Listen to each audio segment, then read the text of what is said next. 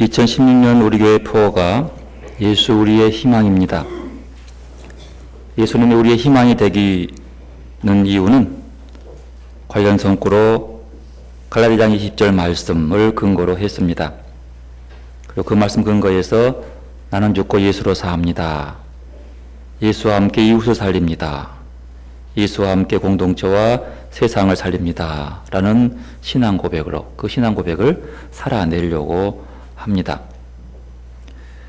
지난주에 우리가 내가 그리스도와 함께 십자가에 못 박혔나니 라는 이 말씀을 통해서 갈라디아에서 나오는 세 가지 십자가에 못 박힌 유형들을 살펴보면서 우리를 돌아봤습니다. 내가 그리스도와 함께 십자가에 못 박혔나니 라고 하는 이 죽음은 내가 죽은 것이 아니라 내가 죽임을 당한 것. 아무것도 한 것이 없지만 바로 예수님이 죽임을 당하시고 그 죽음이 나도 함께 영향을 주어서 그 은혜 안에 내가 구원을 얻게 되었다는 그 형태의 죽음, 십자가의 죽음. 그리고 이렇게 죽은 사람은 두 번째는 갈라디아 5장 24절 말씀, 그리스도 예수의 사람들은 육체와 함께 그 정욕과 탐심을 십자가에 못 박았느니라. 이건 현재적 죽음으로 내가 못 박은 거예요. 무엇을? 내 정욕과 탐심을. 그 주어는 나입니다. 현재 진행으로 지금도 앞으로 계속 되어야 할 죽음, 이렇게 얘기했습니다. 그리고 또 현재적 죽음이 있는데 6장 14절 말씀, 그러나 내게는 주 예수 그리스도의 십자가 외에는 결코 자랑할 것이 없으니 그리스도로 말미암아 세상에 나를 십자가에 못 박히고 내가 또한 세상에 대하여 그러하니라. 내가 세상에 대해서 세상을 십자가에 못 박아. 세상이 나를 십자가에 못 박은 것. 그러므로 못 박힌 나는 십자가만 바라보며 살아간다. 세상에 그 무엇도 아니라 십자가에 못 박힌 나의 세상을 향해 못 박고 나도 못 박힌 그 모습. 그 십자가는 우리에게 다시 살게 하고 새롭게 살게 하는 힘이요, 용기요, 아름다움입니다. 그러나 십자가가 아무리 영험하고 아무리 고귀하고 아름답다고 하더라도 나와 관계를 짓지 않으면 아무 소용이 없는 거예요.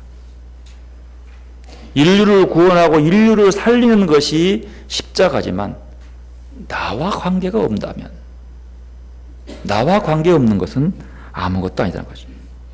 그래서 나와 관련된 것, 내가 예수와 함께 십자가에 못 박히고 내가 날마다 내 정욕과 탐심을 십자가에 못 박는 것이라고 얘기했습니다.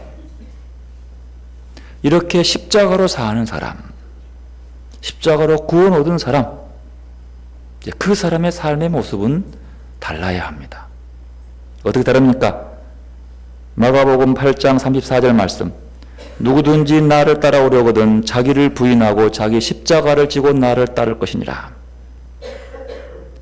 여기서 자기 십자가를 지고라는 말은 자기를 죽이고라는 뜻이에요. 십자가는 죽음의 틀이거든요. 죽으러 가는 거예요. 그러면 어떻게 자기를 죽일 수 있습니까? 여러분, 나를 죽인다는 게 어떤 것일까요? 자기를 죽인다고 한 말은요, 자기를 학대한다는 말이 아닙니다.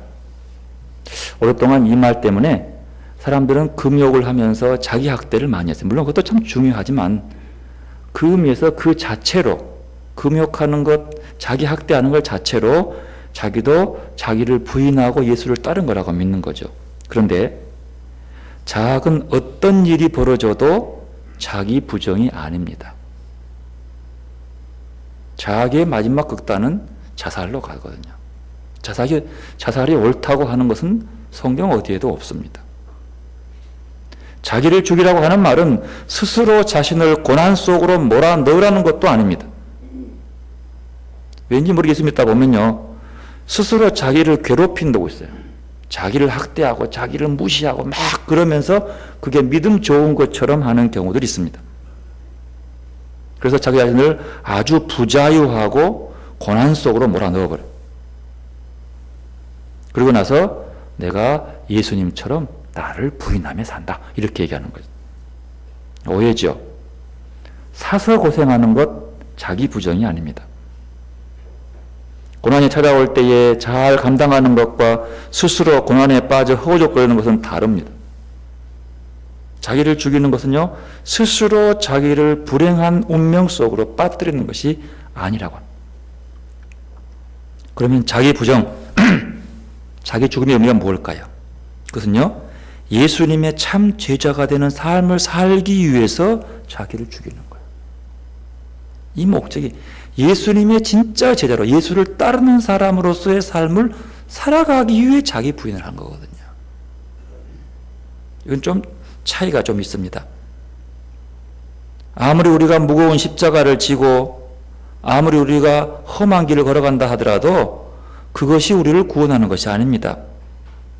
구원은 이미 내가 그리스도 십자가에 못 박힌 그 한 번, 예수님이 죽은 그 십자가를 통해서 그를 내가 함께 짐으로써 구원이 얻어진 거죠. 그 완성입니다.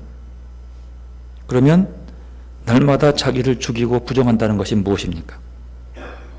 존 오웬은 죄 죽이기라는 책에서 이런 말을 합니다. 죄를 미워하는 것이 진정한 영적 죽이기의 기초다. 죄를 미워하는 것이라.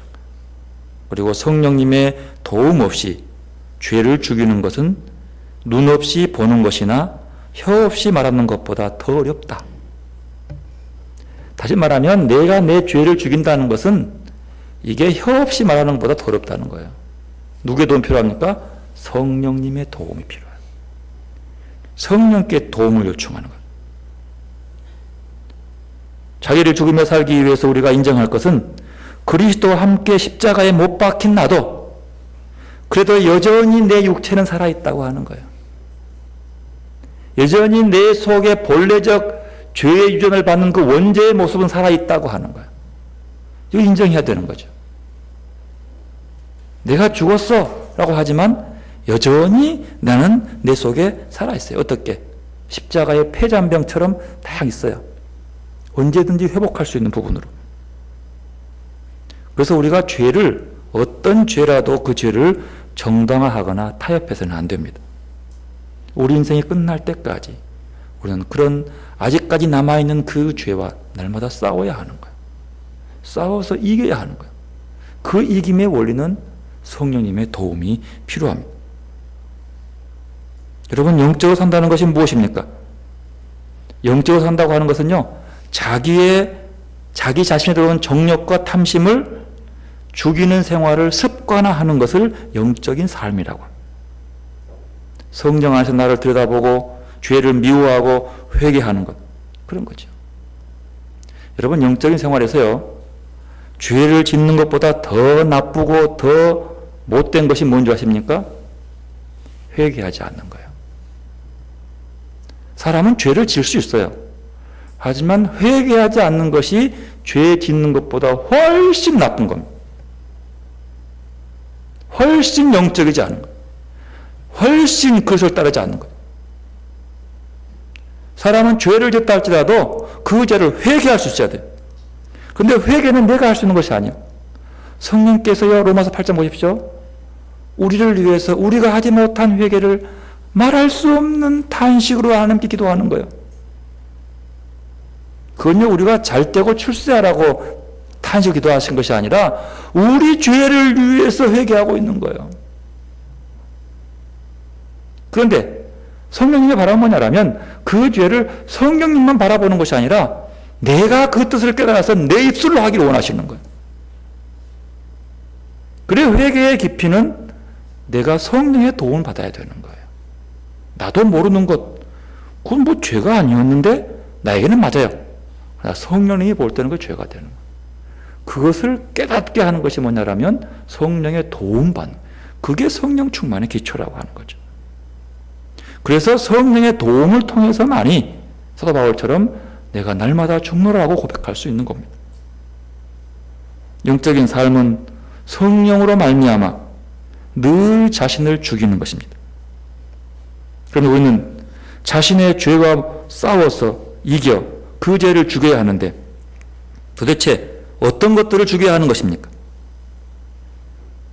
골로새 3장 8절입니다. 이제는 너희가 이 모든 것을 벗어버리라. 곧 분함과 노여움과 악의와 비방과 너희 입에 부끄러운 말이라. 분함, 노여움, 악의, 비방, 부끄러운 말, 이런 것들이 우리 안에 있습니다. 우리는 이것들과 매일 싸워야 한다는 거예요. 다른 특별한 눈에 보이는 원수가 아닙니다. 내 안에 있는 것. 성령 안에서 싸우는 일이 생활 습관화돼야지 이것을 죽일 수 있는 거예요. 우리는 이미 십자가에 죽었습니다. 내가 그리스도와 함께 십자가에 못 박혀서 법적인 죽음을 통과했다면 이제는 성령 안에서 내 속에 있는 죄와 싸우고 죄 없이 죽으신 예수님을 닮아가야 하는 겁니다. 내가 매일 싸워가는. 이렇게 죽으면 성령이 우리를 다시 살고 성령으로 살게 해준다는 거예요. 그것이 뭡니까? 그런즉 이제는 내가 사는 것이 아니요 내 안에 그리스도가 사는 것이라, 이렇게 고백한다는 거예요. 여기서 이 말이 나오는 거예요. 내 속에 분함, 노여움, 악의, 비방, 부끄러운 말들, 이것들과 싸워서 이기고, 그러고 나면 그런즉 이제는 내가 사는 거예요. 어떻게? 그리스도 안에서. 여러분, 이 말씀이 참 중요한 말씀. 이게 오늘 주제의 말씀이죠. 오늘의 중심이 주는 거예요. 여기서 중요한 단어가 뭐냐면 그런즉 이제는입니다. 이제는 내가 그리스도와 함께 십자가에 못 박혔나니라고 할 때 중요한 게 뭐라고요? 함께요. 그리스도와 함께.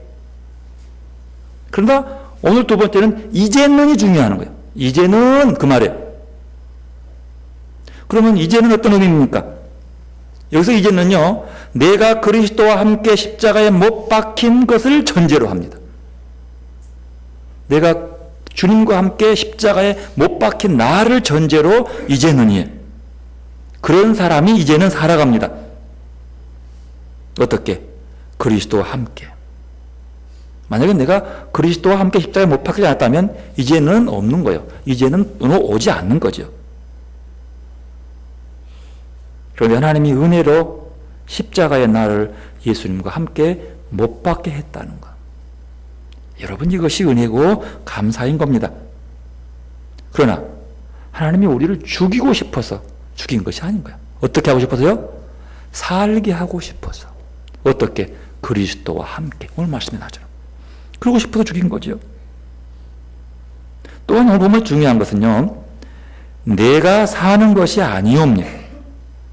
여러분, 내가 사는 것이 아니오라는 것의 주체, 사는 것의 주체가 누굽니까? 네, 주체가 누구예요? 여러분, 주체가 바뀌었어요. 내가 사는 것이 아니오. 그럼 나는 아니잖아요. 주체가. 아니요. 보십시오. 겉모습은 내가 사는 것 같지만 내 속에는 누가 사는 거예요? 그리스도로 사는 거예요. 분명히 나는 내가 사는 거예요. 근데 그리스도가 나를 지금 살게 하는 거죠. 이게 함께 죽고 사는 진리의 모습입니다. 근데 문제는요, 겉모습은 그리스도처럼 행세하는데 내 안은 펄펄 살아있다는 것, 이게 신앙생활의 문제가 되는 거거든요. 모든 신앙의 문제는 거예요. 껍데기의 모습은 그리스도처럼 사는 것처럼 하는데 내 속은 내가 펄펄 살아있다는 것. 로버트 멍에가 쓴 내 마음 그리스도의 집이라는 책에서 이런 게 있어요. 그리스도가 내 마음 집에 있는, 마음의 집이에요. 마음의 집에 있으면요, 내 서재, 주방, 침실, 거실, 오락실, 벽장, 작업실 등에서 그리스도가 주인이 되신다라고. 모든 것에, 내 주방에서, 침실에서, 거실에서, 작업실에서 그리스도가 내 주인이 되는 거예요. 그리스도가 주인이 된다는 것, 그것이 바로 내 안에 산다는 뜻입니다. 또 주목할 것은요, 오직을 바라보시오. 오직. 여러분, 오직은 강조사입니다. 강조하는 거예요. 이는 하나님은 있는 듯 없는 듯한 그런 분이 아니고 내 안에 뭐 살고 있는지 아니 이것이 아니고 예수님이 산다고 하는 것은 분명한 삶. 강조. 오직 하는 것은 굉장한 강조인 거죠. 그 다음에 사는 것이라고 하는 것은요, 현재형입니다. 지금 살고 있는 거예요. 지금. 현재 진행형, 계속 진행입니다. 과거이 아니요, 지금이요. 지금 내 안에 살고 계신 그 주님, 그 주님을 만나야 하고 그 주님을 바라봐야 되고 그 주님이 살아 움직이도록, 그래서 내가 사는 것은 그리스도로 사는 것이라고 고백할 수 있어야 한다는 거죠. 여기서 살다라고 하는 헬라 말의 뜻은요, 뭐 방문하다, 잠깐 들르다, 힐끗 쳐다보다, 어쩌다 들르다, 그런 말이 아닙니다. 여기서 살다고 하는 것은요, 샤칸, 히브리 말로 그래요. 샤칸, 쉐키나라는 뜻이죠. 쉐키나고 하는 것은 영원토록 거한, 영원히 있지 말라고 뜻이죠. 쉐키나. 구약 성경에 쉐키나가 있어요. 그 유대인들의 지금까지 갖고 있는 중요한 말씀 중에 하나가 쉐키나입니다. 영구적으로 거주한, 영원히 거주한 그 뜻이에요. 여러분, 우리가 그런 말을 해요. 야, 내가 옛날에는 믿음이 좋아가지고 얼마나 뜨거웠는데, 그때가 좋았는데, 그 사람의 말 속에는 뭐가 있냐라면요, 자기는 아무 잘못이 없고 주님이 그때는 뜨겁게 역사했는데 지금은 별로 역사하지 않는다고 믿고 있는 거예요. 천만의 말씀요. 쉐키나, 영원히 변치 않고 오직 강하게 살아있어요. 문제는 나요. 영원히 내 안에 살아계신 그 주님을 내가 바라보지 않는 거예요. 내가 느끼지 않는 거예요. 내가 그분에 주목하지 않고 내 마음대로 살아가기 때문에 없는 것처럼 보이는 거죠. 그래서 이전보다 내가 그렇다고 하는 것은 뭔가 잘못된 거예요. 둘 중에 하나요. 그 전에도 껍데기로만 예수 믿는 것처럼 했지 예수님이 살지 않는 것처럼 한 사람이 있고요. 그 사람이 그렇게 말할 수 있고, 또 하나는 분명히 내 안에 주님이 살아계시지만 내 문제로 그 주님이 살아있는 것처럼 살지 않았다고 하는 거예요. 문제는 나한테 있는 거예요. 여기서 사시는 것이라 할 때 살다라는 의미는 영원히 오직 분명하게 강하게 살아있다고 하는 사실이에요. 그래서 그 주님을 봐야 돼요. 내가 깨어서 그 주님의 음성을 들어야 되고 그 음성을 따라가야 한다는 거예요. 여러분, 예수님이 우리 안에 살면, 나와 함께 살면 당연히 행복과 기쁨이 우리에게 있는 겁니다. 그것을 맛보고 평화를 누리며 살 수 있는 겁니다. 왜냐하면 예수님이 기쁨과 평화이기 때문입니다. 예수님이 우리를 위해 살기 바라지만 우리는 그래서 이제 예수를 위해 살기를 바라요. 하지만 그럴 수는 없죠. 예수님이 바라면요, 우리가 예수를 통해서 살기를 바라십니다. 내가 예수를 위해 산다고 하는 것은 내가 내 삶의 주인인 거예요. 내가 예수를 위해 뭘 한다고? 부끄러운 일이죠. 내가 주인인 거예요. 그러나 예수님이 내 삶의 주인인 것은 내가 예수를 통해서 하는 거예요. 그래, 오늘 빌립보서 말씀이 뭐라 그래요? 살든지 죽든지 내 몸에서 그리스도가 존귀하게 되게 하렵니? 이는 내게 사는 것이 그리스도니 죽는 것도 유익함이라. 나는 없어. 여러분, 왜 죽은 것이 유익하겠습니까?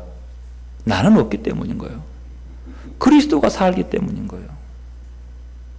이 말씀 중에 내가 예수를 통해 살기를 주님 바라요. 그러면 내가 예수를 통해 살면 어떻게 합니까? 내가 살아가는 모든 삶과 행동 속에서 누가 보여요? 그리스도가 보여요. 그것이 바로 그리스도의 향기가 되는 거고요. 그리스도의 모습을 볼 수, 얼마나 좋을까? 우리 교인들을 보고 예수님의 그 착한 모습을 볼 수 있다라면, 보여줄 수 있다면 얼마나 좋을까? 그건 보여주고 싶어서 보여준 것이 아닙니다. 내 속에 살아있으면 은은하게 전달되는 거예요. 또 다른 면을 바라보십시다. 예수님이 나를 위해 죽으셨습니다. 더 놀라운 사실은 예수님이 나를 위해 죽을 때에 나도 함께 죽었다고 하는 거예요. 이게 정말 기가 막히게 놀라운 거거든요. 그러면 지금 나는 누구요? 지금 나는요, 그런즉 이제는 내가 사는 것이 아니요, 내 안에 그리스도가 사는 거예요. 지금 나는. 그러니까 이것저것 중요했잖아요. 내가 그냥 그리스도 안에 그리스도가 나를 사는 거예요. 내가 그리스도와 함께 죽었으면 어떻게 됩니까? 끝입니까? 세상적으로는 끝입니다. 하지만 어떻게 죽느냐가 문제입니다. 나 혼자 죽으면 끝입니다. 그러나 그리스도와 함께 죽으면 다시 삽니다. 예수와 함께 사는 사람은 예수와 함께 다시 삽니다. 여러분 이거 믿습니까? 이건 믿는 것이 믿음인 거예요. 그 다시 사는 것이지. 이보다 더 큰 진리의 기쁨이 어디 있겠습니까? 육신의 죽음은 한 번으로 끝나지만 영적으로 죽으면요 다시 삽니다. 이것이 성경이 말하는 메시지요. 로마서 8장 10절 또 그리스도께서 너희 안에 계시면 몸은 죄로 말미암아 죽은 것이나 영은 의로 말미암아 살아있는 것이니라 이렇게 말씀하고 있는 거예요. 이게 성경이 말하는 거예요. 성경의 진리입니다. 이것이 신비요. 그래서 신앙의 신비는 이런 데서 나오는 거예요. 여러분 스스로에게 물어보시길 바랍니다. 내가 그리스도와 함께 십자가에 못 박혔다는 성경의 진리를 믿고 있습니까? 내 안에 예수님의 생명이 있다는 것을 믿습니까? 내 안에 예수님의 생명이 자라나기를 원하십니까? 그러면요 여기에 대한 응답이 있어야 합니다. 그 응답이 뭐라고요? 그런즉 이제는 내가 사는 것이 아니요 내 안에 그리스도가 사는 것이라. 여러분 이렇게 응답할 수 있습니까? 이것이 이 질문에 대한 답이 되어야 되는 거예요. 예수님이 내 안에 살고 내가 그로 말미암아 사는 것, 그것을 믿는 것이 믿음이죠. 그분이 그러므로 내가 나를 아는 것보다 나를 훨씬 더 깊이 아는 것, 내가 나를 보다도 더 가까이 계시는 분이 되는 겁니다. 그렇다면 물어보십시다. 예수님이 왜 내 안에 있기를 원하실까요? 예수님이 왜 내 안에 있기를 원하는 거예요? 뭐 하기 위해서? 예수님이 왜 나의 안에서 충만하기를 원하는 거예요? 예수님 입장에서. 뭐 그럴 필요 없잖아요. 근데 왜 그럴까요? 그것은 우리를 다스리시기 위해서입니다. 예수님이 내 안에 있기 원하는 것은 예수님이 나를 다스리시기 원하는 거예요. 그래서 다스림이라는 것은요, 군림하거나 명령하면서 자기를 드러내는 것이 아닙니다. 위세하기 위해서 다스린다는 게 아니에요. 야, 순종해! 뭐 따라와! 뭐 이러는 의미가 아닌 거예요. 그러면 물어보십시다. 예수님이 나의 무엇을 통치하시는 것일까요? 나의 뭘 다스리기 원하실까요? 내 사업? 물론 그렇게 원합니다. 그러나 그걸 원하는 것이 아니죠. 주님이 나를 다스리기 원하시는 것은요, 나의 말, 나의 생각, 나의 감정, 나의 행동을 다스리시기를 원하십니다. 이게 중요한 거예요. 내 생각과 말과 감정까지도 다스리시기 원해요. 이 셋이면 행동은 자동적으로 따라오는 거죠. 살펴보십시다. 첫째로 내 안에 사시는 그리스도는 먼저 나의 생각을 다스리십니다. 여러분, 내 생각은 어디서 나옵니까? 내 생각은 나에게서 나와요. 그 분명히 알죠? 내 생각은 나로부터 나오는 거예요.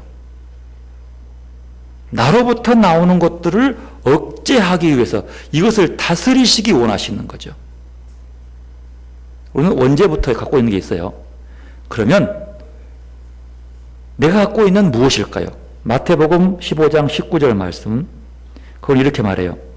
마음에서 나오는 것은 악한 생각과 살인과 간음과 음란과 도둑질과 거짓 증언과 비방이니. 내가 내 삶의 주인으로 있는 한, 내가 십자가로 죽지 않고 살아있는 한, 이런 생각은 내 속에서 계속 나온다는 거예요. 뭐요? 이런 생각. 예수님이 내 안에 오셔서 바로 이런 생각을 다스리시고 통치하시고 억눌러 부르시고 주님만 생각하게 만든다는 거예요. 이게 주님을 생각하고 주를 바라본 사람들의 특징이라는 거죠. 이게 주님의 선한 생각이 떠오르게 만든다는 거죠. 방금 그런 것들. 마태복음 15장 19절 말씀. 이것들을 다스리기 원하는 거예요. 두 번째로, 주님은 내게 사시 원하시는 것은요, 내 말을 다스리기 원하십니다. 내 말이 무엇입니까? 내 말은 내 마음에서 나오는 거예요. 그죠? 내 마음에서 나오는 거예요. 내 마음은 원래부터 악해요. 여기서 나오는 거죠. 에베소서 4장 29절 말씀. 무릇 더러운 말은 너 입 밖에도 내지 말고 오직 덕을 세우는 데 소용되는 대로 선한 말을 하여 듣는 자들에게 은혜를 끼치게 하라. 더러운 말이 내게서 나오는 것들이요. 잠언 12장 18절. 칼로 찌름같이 함부로 말하는 자가 있거니와 지혜로운 자의 혀는 양약과 같으니라. 내 속에서 나오는 것들이 뭐요? 더러운 말과 칼로 찌르는 말들이. 이거는 인격을 연마하고 이거 이런 사람만 되는 것이 아니고 안 돼요. 수영 닦아도. 왜? 본래 있는 거기 때문에. 주님이 내 안에 산다는 것은 바로 이런 나오는 말을 다스리게 하는 거예요. 더러운 말, 칼로 찌는 말이 싹 나오는 것들을 딱 다스려가지고 말을 쫙 바꿔. 어떤 말? 사랑하는 말, 격려하는 말, 위로하는 말, 구원으로 인도하는 말. 이렇게 이걸 다스리시고 이걸 나오게 하신다는, 그것이 주님이 내 안에 사신다는 뜻의 모습. 살고 있는 모습의 모습이에요. 또 내 안에 사는 그리스도는 나의 감정을 다스리기 원합니다. 감정까지도. 여러분, 우리가 가진 감정은요, 하나님이 우리에게 준 가장 귀한 선물 중에 하나입니다. 사람은 감정을 따라 살아가는 거예요. 하나님은 우리에게 좋은 감정을 주었어요. 그래서요, 우는 자와 함께 울기도 하고요, 기쁜 자와 함께 기뻐하기도 하고요, 함께 찬송하기도 하고요. 우리에게 감정은요, 하나님 주신 귀한 선물이요. 눈물도 선물이요. 그런데 이게 아담의 죄로 말미암아 이 감정이 변색되어 버렸어요. 변질되어 버렸어요. 오염되어 버렸어요. 타락해 버린 겁니다. 상해 버린 거예요. 감정이 상해 버렸어요. 감정이 상해 버리면 어떤 줄 아십니까? 에베소서 4장 31절 말씀. 너희는 모든 악독과 노함과 분냄과 떠드는 것과 비방하는 것을 모든 악의와 함께 버리고, 이게 마음의 이 감정이 이것이 이제 문제가 생기니까 속에서 악독과 노함과 분냄과 떠드는 것과 비방하는 것들이 막 이런 감정이 생기는 거예요. 이걸 홀로 두면요, 우리는 이것의 노예가 되어버립니다. 사람은 감정의 노예가 되거든요. 분냄의 노예가 되어 살아가요. 이런 변질되고 상해버린 감정을 예수님이 다스리시기를 원하는 거예요. 그래서 하나님께서 원래 축복으로 주신, 하나님의 선물로 주신 그 아름다운 감정을 드러내게 하신다는 거예요. 이것이 예수님이 나를 다스린다는 겁니다. 그 감정이 뭘까요? 불쌍히 여기는 감정, 우는 자와 함께 울어주는 눈물의 감정, 항상 성령으로 기뻐하는 기쁨의 감정, 뜨거운 사랑과 섬김에 대한 감정, 온유하는 감정, 이런 감정들을 살아나게 만들어준다는 거예요. 이렇게 생각과 말과 감정이 그리스도가 다스려주면 우리의 행동은 자연스럽게 그리스도와 함께 사는 것처럼 나온다는 사실이죠. 이것이 내 안에 사신 그리스도가 나를 다스리기 원하는 거예요. 그럼 문제는 뭡니까? 어떻게 해야 그 다스림이 이루어지는 것일까요? 여러분, 절대로 예수님의 그리스도의 다스리심은 강제가 아닙니다. 자율적입니다. 그래서 순종이 필요합니다. 내가 순종하지 않으면 주님은 나의 생각과 말과 감정을, 행동을 다스리지 않습니다. 그래서 불순종이 나오는 거예요. 강제로 할 수 없어서가 아니에요. 코를 뚫고 목줄을 잡아 끌어서 할 수 없어서가 아닙니다. 우리에게 자유의지를 주어서 내가 순종하는 자에게만. 그래서 예수님이 이 땅에 태어날 때도 마리아의 처녀에게 와가지고 순종을 요구합니다. 처녀가 순종해서 나아진 거예요. 중요합니다. 순종입니다. 내 안에 계신 예수님께서 어떻게 해보라고 말하지 말고 그분이 나의 온 몸을 다스려달라고 나아가 그분께 맡겨야 되는 거예요. 그게 순종인 거지요. 예수님의 다스림이 순종을 하면요, 우리의 삶은 훨씬 위대한 삶이 됩니다. 훨씬 큰 생각을 할 수 있습니다. 예수님이 나의 삶을 다스리게 하기 위해서 조건과 환경이 아니라 내 안에 계신 예수님의 지시와 감동에 순종하는 겁니다. 우리는 늘 우리의 환경과 조건과 시간과 처지를 따지면서 주의 음성에 순종하지 않는 경우들이 많이 있어요. 상황을 보지 마십시오. 조건 물론 보여야 되지만 우리 입장입니다. 주님의 말은 그게 아니라 그저 순종을 얘기하는 겁니다. 그래야 주의 뜻이 이 땅에서 이루어지는 거예요. 그리고 순종하기 위해서는요, 하나님의 선한 뜻을 믿어야 합니다. 신뢰하는 것, 굳은 믿음, 그리고 겸손해야 합니다. 나를 비우고 주님을 모신 것이 겸손입니다. 기독교의 겸손은요, 하나님이 나를 통해서 일하시도록 나를 비워내는 것이 겸손입니다. 나의 정력과 나의 의를 비워내는 것. 그것이 바로 겸손. 앤드류 머레이의 말하는 겸손은 이렇습니다. 내가 비켜나고 그 자리에 하나님의 왕자를 모시는 것입니다. 다시 말하면 자기 자신을 잊어버리는 것입니다 라고 얘기합니다. 내 안에 계신 주님이 나를 통해서 하고자 하는 일을 마음껏 할 수 있도록 내가 통로가 되어주는 것, 이게 겸손인 거예요. 그럼 여러분, 우리 모두가 다 순종과 신뢰와 겸손의 모습으로 하나님의 음성에 철저히 순종하시기를 바랍니다. 그리고 보면 모든 것이 순종이야. 전도도 순종에서 나오고요, 기도도 순종에서 나오고요, 구제도 선교도 착한 행실도 순종에서 나와요. 가정도 사업도 내 삶도 주님께서 인도하시는 순종밖에 없는 거예요. 내 안에 계신 주님의 다스림에 순종하는 것. 우리가 순종하면 주님이 우리를 통해서 뭐 하세요? 일하십니다. 그 일에 맡기는 것. 바로 그러기 위해서 내가 죽고 예수로 사는 겁니다. 내가 죽고 예수로 살아야 여기에 희망이 있는, 그래서 예수가 우리의 희망이 있는 거예요. 그래 희망인 거예요. 예수는만이 우리의 밝은 희망인 거죠. 내가 그리스도와 함께 십자가에 못 박혔나니 그런즉 이제는 내가 사는 것이 아니요 오직 내 안에 그리스도께서 사신 것이라. 여러분, 이 희망 속에서 오늘 또 주님이 내게 오셔서 말씀 앞에 겸손히 주님을 대면하는 시간이 되시기 바랍니다. 우리 함께 지금 기도하겠습니다.